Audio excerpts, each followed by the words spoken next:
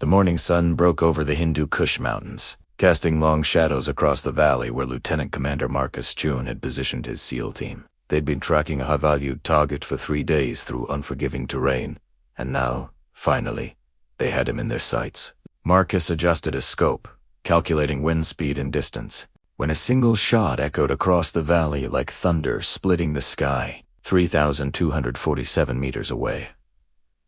The target dropped instantly. Marcus froze, his fingers still hovering over his own trigger. That distance was nearly impossible.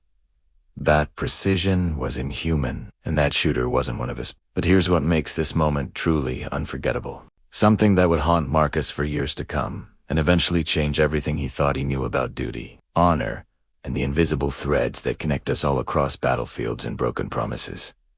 Because the person behind that rifle wasn't just any sniper. She was someone he'd spent 5 years trying to forget. Someone he'd left behind with nothing but a letter and a lifetime of regret. Someone who had every reason to let him walk into that valley and never walk out. Marcus scrambled for his radio, barking orders to his team to take cover, his heart hammering against his ribs. Through his scope, he scanned the ridgeline where the shot had originated, searching for any movement, any sign of the ghost who'd just stolen his mission. Then he saw her, just for a moment, a figure in desert camouflage moving with the fluid grace of someone who'd been born to these mountains. Even from this distance, even after all these years, he recognized the way she moved.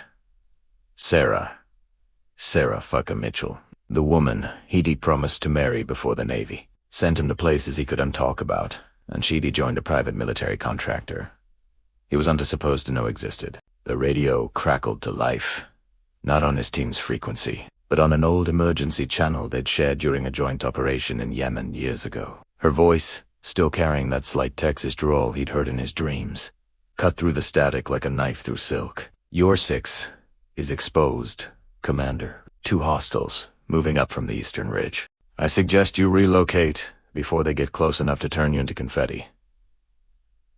Marcus didn't hesitate. He trusted that voice more than he trusted his own instincts. He signaled his team, and they moved just as bullets began peppering their previous position. For the next 4 hours, Sarah guided them through the valley like an invisible guardian angel with a rifle that spoke in whispers of death. She never showed herself, never explained why she was there or how she'd known where to find them, but she kept them alive through an ambush that should have ended with body bags in a quieter world. By the time they reached the extraction point, Marcus had counted 7 confirmed kills at distances that would make other snipers weep with envy. 7 lives taken to preserve 5. The math of war never balanced, but sometimes mercy wore a sniper's ghillie suit. At the landing zone, Marcus finally saw her standing beside a battered jeep, rifle slung across her back, eyes hidden behind dark sunglasses.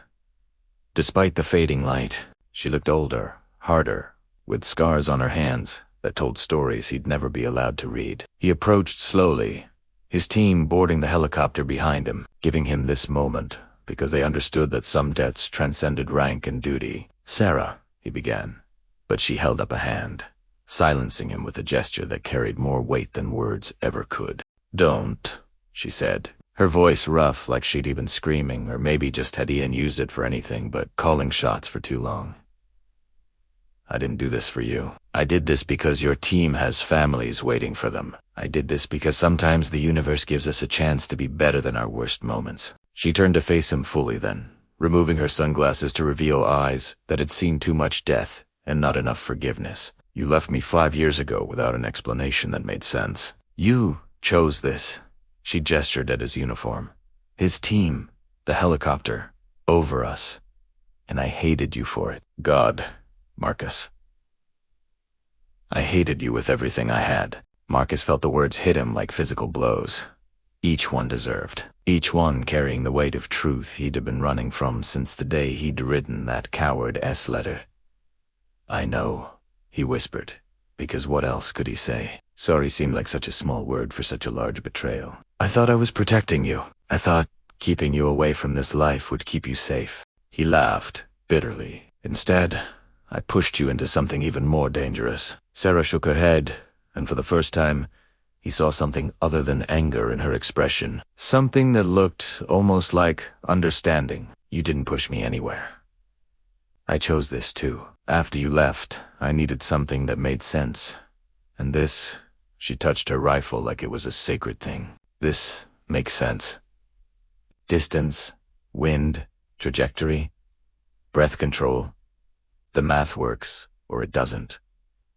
There's no room for broken promises or empty beds. She paused, looking past him at the mountains that had nearly claimed his life. But when I got intel that your team was walking into a trap, I realized something. I realized that hating you was keeping me chained to a version of myself that died the day you left, and I was tired of carrying corpses. The helicopter pilot signaled that they needed to leave, but Marcus couldn't move, couldn't process what she was telling him. So what now? He asked, desperate for some kind of resolution, some way to fix what he'd broken so thoroughly. Sarah smiled then, and it was sad and beautiful and absolutely devastating. Now you get on that helicopter and you go home to your team. You do the work that matters and deed omine. Maybe someday our paths cross again when we're not standing in the shadow of death. Maybe we get coffee and talk about normal things like normal people do. Or maybe this is it. Maybe this valley is where we say goodbye properly, with respect instead of resentment. She extended her hand, and Marcus took it, feeling calluses that matched his own, feeling the strength in fingers that had just saved his life 7 times over. "Thank you," he said, pouring every ounce of meaning he possessed into those 2 inadequate words.